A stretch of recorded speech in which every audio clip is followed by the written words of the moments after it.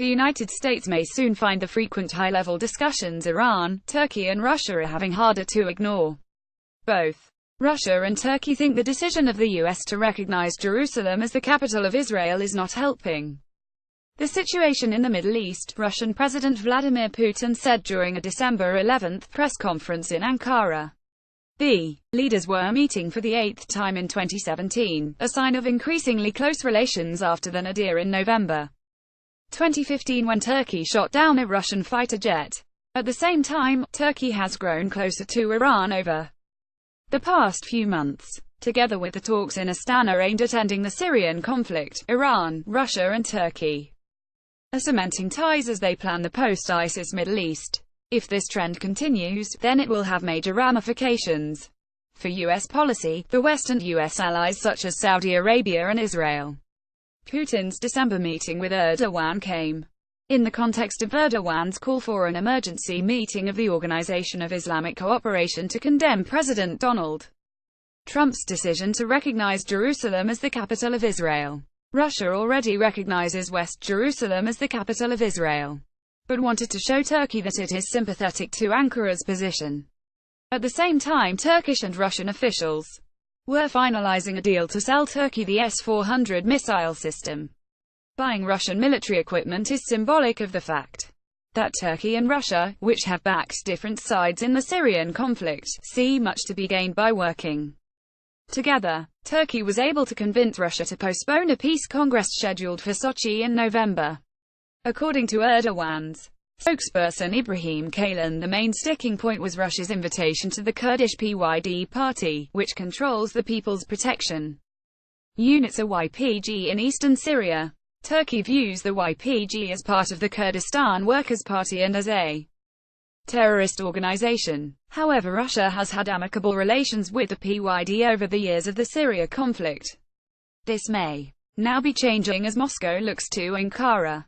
The United States is closely allied with the Syrian Democratic Forces, of which the YPG is a major component in eastern Syria. When the Astana talks began and Russia, Iran and Turkey were invited, they appeared to be a way to reduce conflict in Syria and were heavily stacked in favor of the regime of Bashar al-Assad. Russia and Iran are the main backers of Assad.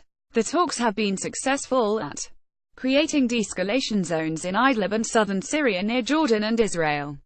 When Rouhani, Putin and Erdogan met in Sochi on November 22, they agreed to make every effort to resolve the primary task of establishing peace and stability in that country and preserving its sovereignty, unity and territorial integrity. Russia has also sought to reduce its forces in Syria. Before Putin met Erdogan on December 11, he traveled to Khmeimim air base in Syria and announced that Russian soldiers were coming home. Over slightly more 2 years, the Russian armed forces have rooted, together with the Syrian army, the most combat-capable grouping of international terrorists. Putin said. Erdogan has backed a Russian troop withdrawal from Syria. In November he was quoted in Hurriyet saying that if Russia believed there was no military solution to the Syrian war, then those who say this should pull their troops out. It would appear Ankara has now received what it wanted, the withdrawal of most of Russia's troops and the rescinding of the invitation to the PYD. Iran is also growing closer to Ankara. As recently as February 2017, Iran had summoned the Turkish ambassador over comments by Foreign Minister Mevlut Cavusoglu criticizing Iran's role in Syria. However, opposition to the Kurdistan Regional Government's independence referendum in northern Iraq in September helped bring Iran and Turkey closer together. Rouhani and Erdogan smiled and laughed during a meeting in Tehran in October. After the December 13 OIC meeting, Erdogan and Rouhani met at the Yildiz Mabin Palace for 45 minutes.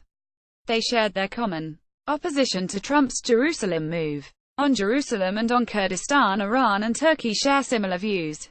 Russian, Turkish and Iranian media have all touted this new era of cooperation. Press TV reports that Russia, Iran and Turkey have agreed to protect Syria's integrity. It highlighted an address by Russian Foreign Minister Sergei Lavrov to Russia's Federation Council in which he said, "The interests of the countries don't always coincide, but they agree on certain goals in Syria." Also, Sputnik, a Russian news organization, highlighted in November what it says were Turkish politicians praising Russia-Turkish-Iranian cooperation. Erdogan's advisor, Kaylan, warned in the Daily Sabah on December 2 that in post-ISIS Syria, a new power game is brewing. He argued that the United States in eastern Syria was attempting to be a counterweight to Russia and Iran. In this case, Turkey's cooperation with Iran and Russia is essential. Pages